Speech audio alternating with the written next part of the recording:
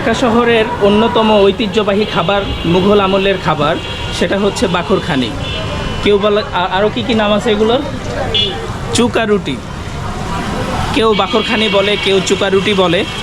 সেই আপনাদের দেখায় কিছুটা মিডিয়াম বিস্কিটের সাইজে, অনেকগুলো বড় আকৃতিরও আছে। এগুলো মূলত মিষ্টি দিয়ে খেয়ে থাকে, মিষ্টির শিরা বা হচ্ছে লাড্ডু বা বিভিন্ন কিছু দিয়ে এনারা খেয়ে থাকে। আবার সকালবেলা 1 কাপ চা আর একটা বাখরখানি হলেই পুরান ঢাকাবাসীদের নাস্তা হয়ে যায়। আর আপনাদের দেখাই যে দেখেন কি সুন্দর এইভাবে সাজানো থাকে। আর ঠিক তন্দুর রুটি, যেটা নান রুটি তন্দুরি, এই তন্দুরি যে রুটিটা, এটা যেই চুলাগুলাতে যেভাবে বানায়, ঠিক ওই চুলার মধ্যেই কিন্তু এই চুকা রুটি আর কি, যেটা বাখরখানি, এগুলো বানায়। দেখেন ওনাদের কাজ শেষ হয়ে গেছে, এই জন্য সব বক্স জাত করে রেখে দিয়েছে গ্লাসের মধ্যে।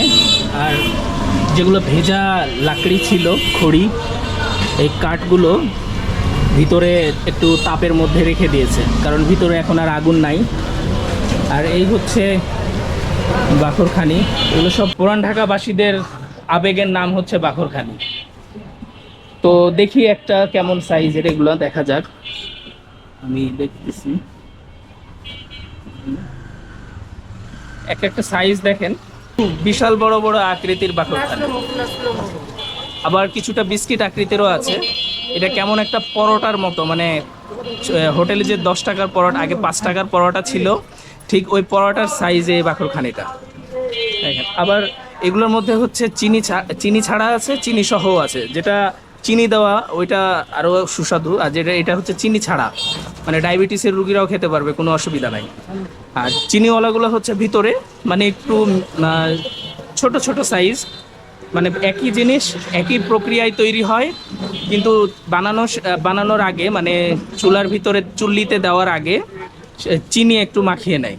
এই হচ্ছে তফাৎ, এই আর কি। তাছাড়া কিন্তু একই উপকরণ, একই সব। আর আরেকটা দেখায় হচ্ছে আপনাদেরকে, এটা হচ্ছে ছোট সাইজ, এটা ছোট আকৃতির, সাইজটা অনেকটা ছোট। এই যে বিস্কিট আকৃতির বললাম, বিস্কিটের মতো, মানে বিভিন্ন সাইজের হয়ে থাকে। আর ভিতরে আছে হচ্ছে মিষ্টি, মানে চিনি দিয়ে আর কি, যেটা আর কি তৈরি করে, পুরোটাই চিনি থাকে না, ওপরে চিনি ছিটানো থাকে, এই আর কি। পুরান ঢাকাবাসীদের জন্য এই বাখরখানি একটা আবেগের নাম। তো ভিডিওটা আজকে আপনাদের সামনে তুলে ধরলাম। আরও প্রসিদ্ধ খাবার আছে, ওগুলো আমি আরও পরবর্তী অন্য ভিডিওতে তুলে ধরার চেষ্টা করব। তো যদি আমার ভিডিওটা ভালো লেগে থাকে, অবশ্যই সাবস্ক্রাইব করে নেবেন আর বেল বাটনে ক্লিক করে রাখবেন। আর ভালো লাগলে কমেন্টস করে জানাতে পারেন। আসসালামু আলাইকুম।